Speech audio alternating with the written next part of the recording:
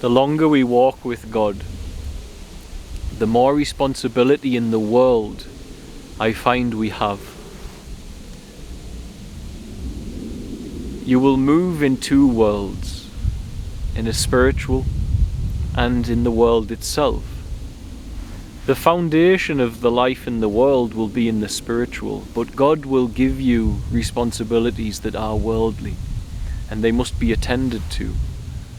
For God's love sometimes requires infrastructure. It requires some work inside the world.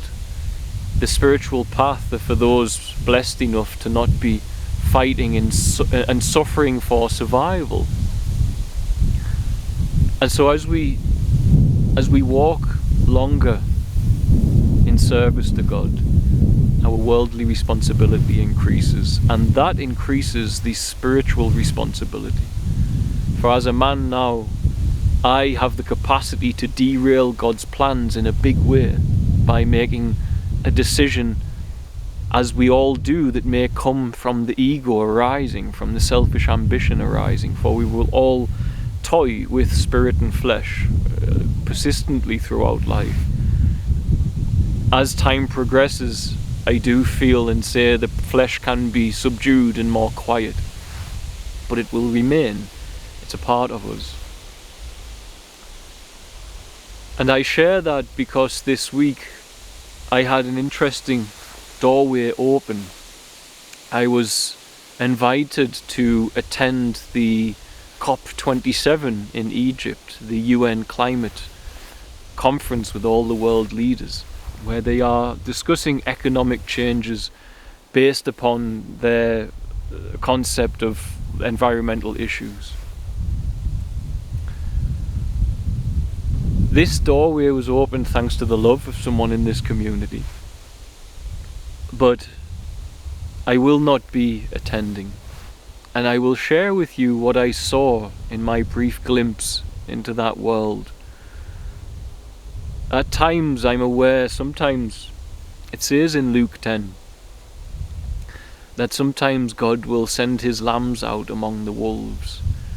And I'm aware in my life in Tanzania that sometimes God has sent me into company that I'd rather not keep. And in doing so, it was to allow change. It was allow building for the children with the government, etc.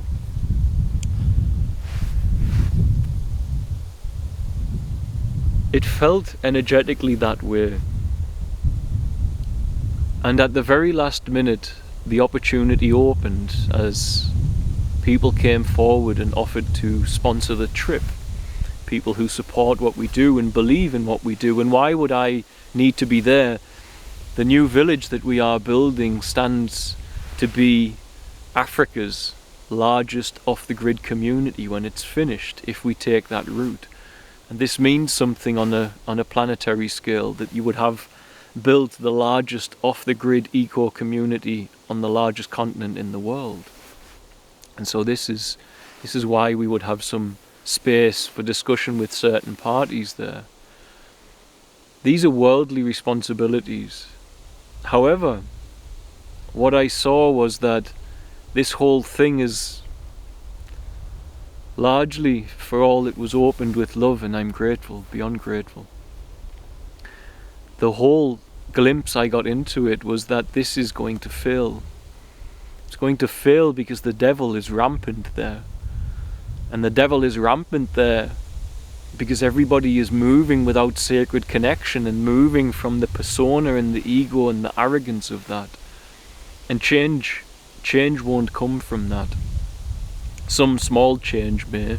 I don't discredit the effort. But the true change, the true revolution against the problem of humanity destroying the rainforest and destroying the habitat that we live within and depend upon is one of God, of spirit, and the devil was too present in all of this. I prayed heavily about this, and I'll tell you that another one of you who may be listening now, who is in this community, and I'm yet to email you, hopefully I email you before I publish this, wrote an email. Now nobody knew that we were doing this.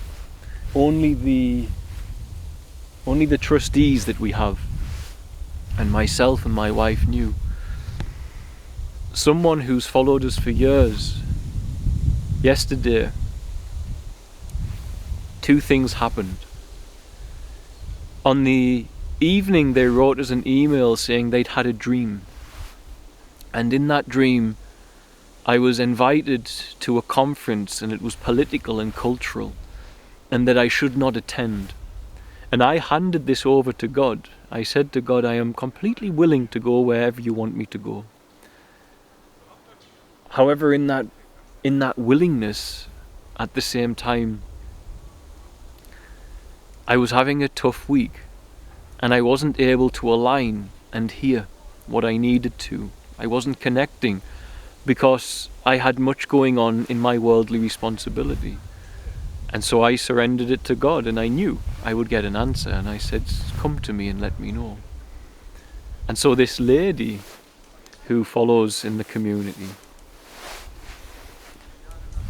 wrote and said, don't go to a conference you've been invited to with political and cultural agenda. It's the first conference I've ever been invited to of that nature, and it was the day before I should have travelled. And so I give thanks, and I will write you personally for that. On the morning, something else happened. My beautiful wife was at the kindergarten, and whilst she was at the kindergarten with my son, she was looking at all of the names of the children on the wall, and in her mind she thought, this is a beautiful name, and the name was not even written there, and it's the name of the lady who sent the email. So I'd already had leaned towards the inkling, forgive me, I was distracted, I was already leaning towards the inkling that I should not be going, and this just confirmed it.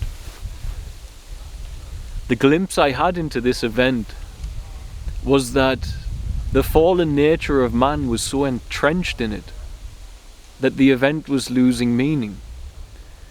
There were those who were connecting me, and I had to tell them, you do realize that this event is supposed to exist, not to provide you with benefit, but you are supposed to exist to provide benefit to the voice of what the event represents, protecting our planet and protecting those who are struggling within the planet. People, that switch flicks and the fallen switch comes. This event is for my self-gain. The event fails because the vast majority there are bringing that energy in. And so beyond there, we have to remember when these events go on, even if you agree with them or not, and seemingly no change will come out of this that has any substance for the future, I would imagine, from what I glimpsed and saw, that we are supposed to be there to serve the voice of it. But the problem remains that the whole thing is based upon delusion, and that delusion is labelled and can be labelled satanic. The reason I say that, and it's a strong word, is that humans have created the problems, and now we are expecting the institutions that we've created to come back and fix them. If humans created the problem and the root of the problem is within inside humanity. We lack a sacred connection, and that can't be taught through corporate interest.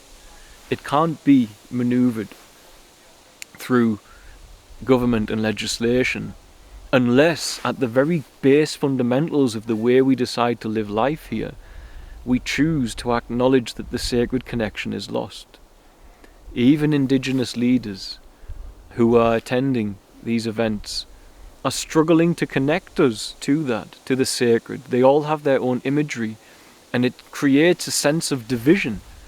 We all have our own religion, our own spirituality, and unless we find common ground of sacred union, sacred connection together and with this, then all of this imagery and symbology serves to separate us. And that's why at the core teaching of someone like Yeshua is the body of Christ. It's a sense of unity.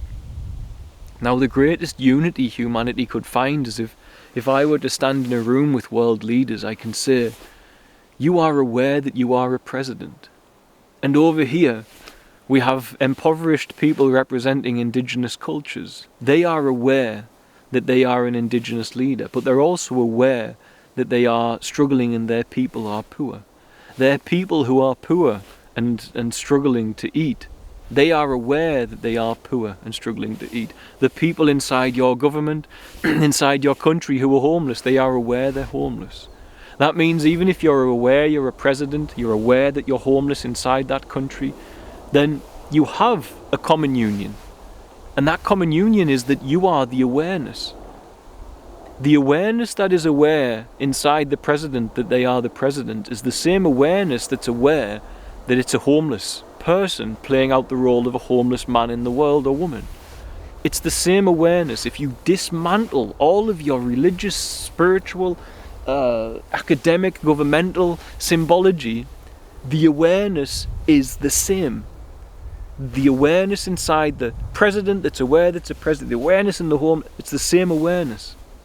And when we get down to that awareness, that core fundamental force, life force that we are, the soul connection that we are, when we get down to that, there we awaken a sacred connection.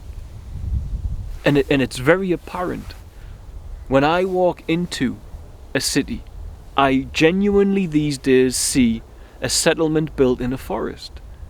The vast majority don't. They see human creation first because that sacred consciousness has been severed from them.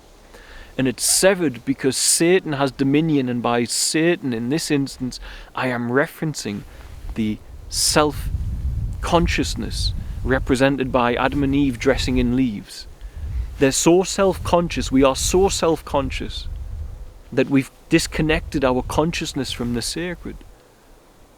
And so our cities are filled with trees instead of our settlements being built in a forest. And it's an important switch. It sounds minor, but it's important because I recognize that therefore you must protect the environment, not because you should, but you must, because your whole heart understands what it is. You are not being asked to love it because you should. You do because you do. You feel it. You love it as if it's your child. The bond is there with you, with nature. The bond is present. It's not severed anymore. And if all humans could be taught that bond, which we can, by starting with the education system, which is misleading our children to not have that sacred connection. It's misleading them into technological advancement, stimulation of intelligence without that sacred consciousness present. And that sacred consciousness is where the voice of God is. And that's why these events are largely godless and filled with the devil. Because it's lots of humans uprooted from the earth and with it from God and God's original plan and creation for what we are, where we are, and this beautiful world we are in.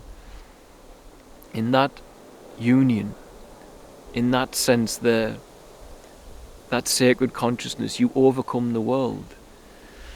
You overcome the identities in the world that burden you, that create separation. And those identities where you believe what the world is telling you about yourself to be who you are, they birth suffering. And that suffering births voids, and that voids births deviant behaviour from humans on all different forms and levels, where we pillage and rape Mother Earth and one another for pleasure, for power, for selfish ambition.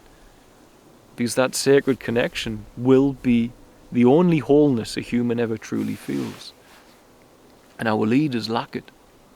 They're not talking about its importance, and I can see that these things, therefore, they haven't quite recognized the true revolution. It's really so.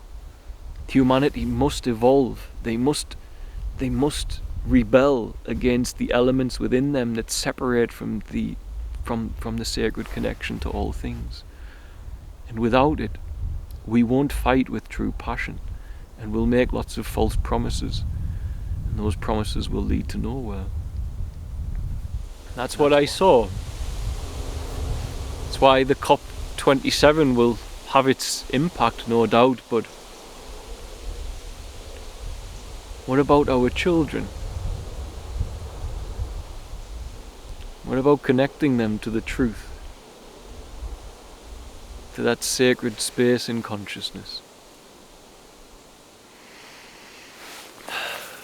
Because right now, much of the activity of humanity seems to be very anti-human. You can't create structures that destroy things and then create structures and want those structures to come back and change the human and change the problem. The transformation's us. And these events would be far better spaced and placed in humanity's story for that good if everyone just sat down for a week and started transforming consciousness to find a genuine way to measure the sacred connection that they feel, that it pains them to tears to see a forest cleared without reason. Not for them to agree intellectually that that's not okay, but not feel it. Not recognize that as it happens to the forest, it happens to them.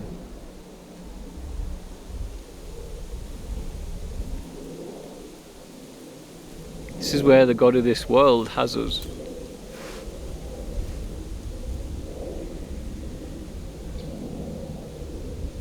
We're listening to our own voice. And we say in God we trust. But where does the government listen to God's voice? It's all just words and noise. Concept. It's just people trapped in words, images, in the mind, in the selfish separation of tangled in their roles in the world. And saying God. Not being with God. So an unusual glimpse for me into a world I hope brings change. But I didn't see it possible. So much fallen ideas and technology there.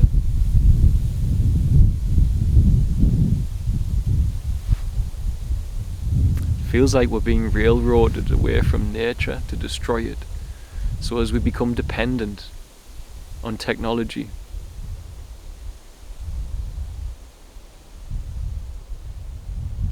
almost as if there are those living in their own shadow matrix, creator gods who made their own universe, the archons of the Nagamadi. And they want us to do the same.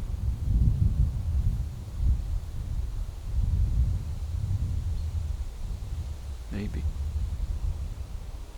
God bless, guys. Be well.